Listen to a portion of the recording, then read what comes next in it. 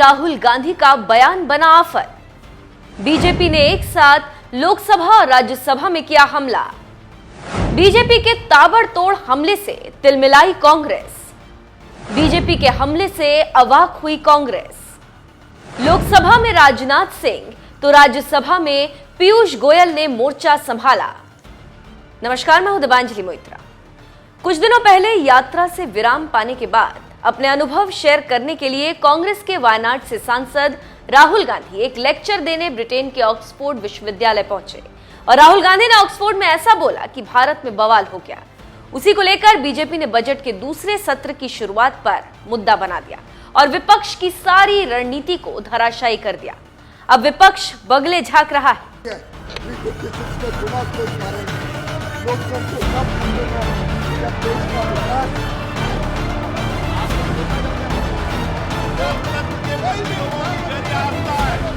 Budget सत्र के दूसरे चरण से पहले धीमे धीमे खबरें आने लगी थी कि विपक्ष की धार को कम करने के लिए और अडानी का बदला लेने के लिए सरकार राहुल गांधी के बयान को मुद्दा बना सकती। और जैसे राजनीतिक पंडितों ने सोचा, ठीक वैसा ही बीजेपी ने किया। राज्यसभा में पीयूष गोयल तो लोकसभा में राजनाथ ने मोर्चा संभाला और विपक्ष की एकता को तोड़कर रख दिया और कांग्रेस को बैकफुट पर ढकेल दिया। सबसे पहले लोकसभा की कार्रवाई 11 बजे शुरू हुई और लोकसभा स्पीकर ओम बिरला ने वर्तमान सांसद सदस्यों के निधन पर शोक संदेश पढ़ा। फिर कार्रवाई आगे बढ़ी और लोकसभा में राहुल गांधी माफी मांगों के नारे गूंजने लगे। विपक्ष के सदस्य कुछ कहते उससे पहले स्पीकर की अनुमति पर रक्षा मंत्री राजनाथ सिंह खड़े हो गए और बोलना शुरू किया। फिर क्या क्या बोला और कैसे कांग्रेस की धज्जियां उड़ाई, आप खुद ही सुन लीजिए। खड़ा हुआ हूं। श्री राहुल गांधी जो इसी सदन के सांसद हैं, राहुल गांधी ने लंदन में जाकर भारत को बदनाम करने की कोशिश की है और कहा है कि भारत में लोकतांत्रिक व्यवस्था पूरी तरह से तहस-नहस हो रही है और विदेशी ताकतों को आकर यहाँ पर भारत के लोकतंत्र को बचाना चाहिए। कि भारत की गरिमा पर, भारत की प्रतिष्ठा पर उन्होंने गहरी चोट पहुंचाने की कोशिश की है।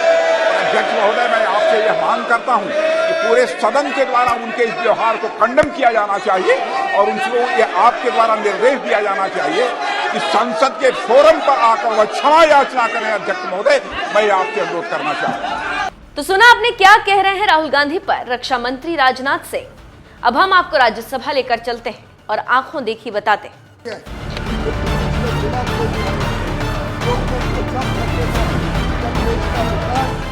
लोकसभा की तरह राज्यसभा की भी कार्रवाई 11 बजे शुरू हुई और राज्यसभा के सभापति जगदीप धनखड़ ने डेकोरम पूरा करने के बाद सदन की कार्रवाई शुरू की।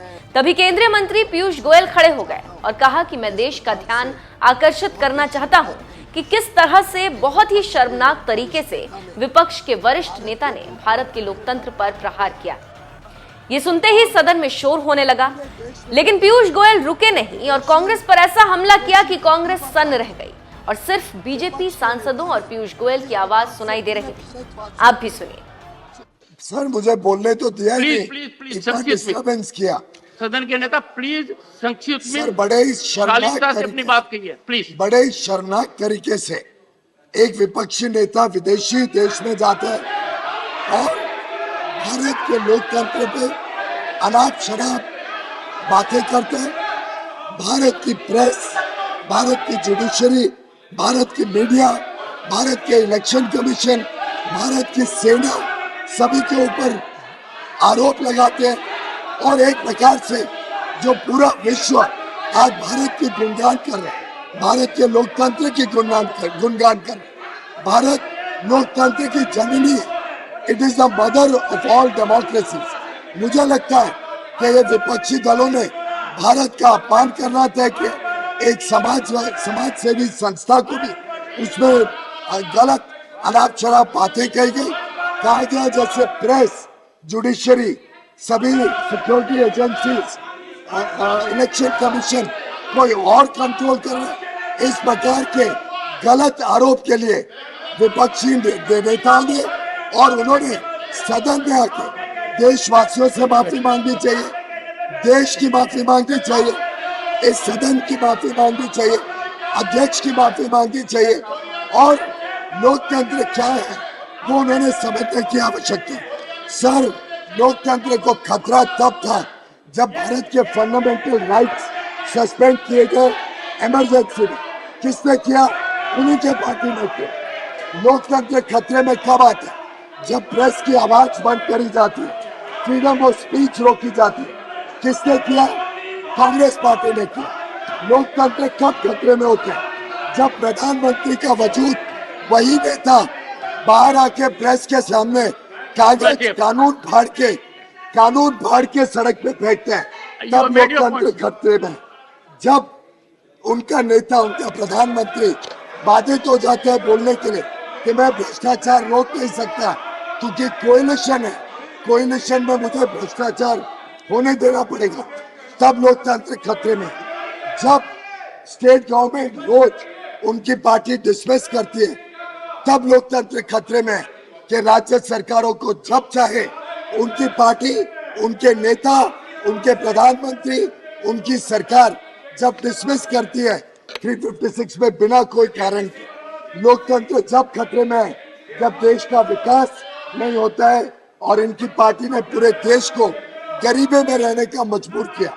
सर, वो लोकतंत्र बचाने के लिए इनको सबसे पहले सदन में आके इनके नेता को माफी मांगनी पड़ेगी, देश की माफी मांगनी पड़ेगी, देशवासियों की माफी मांगनी पड़ेगी, सेना की माफी मांगनी पड़ेगी, प्रेस की माफी मांगनी पड़ेगी, जुडिशरी की माफी मांगनी पड़ेगी, इलेक्शन कमीशन की माफी मांगनी पड़ेगी, आपकी माफी मांगनी पड़ेगी और इस पूरे सदन की माफी मांगनी। सुना आपने क्या कहा पीयूष गोयल ने?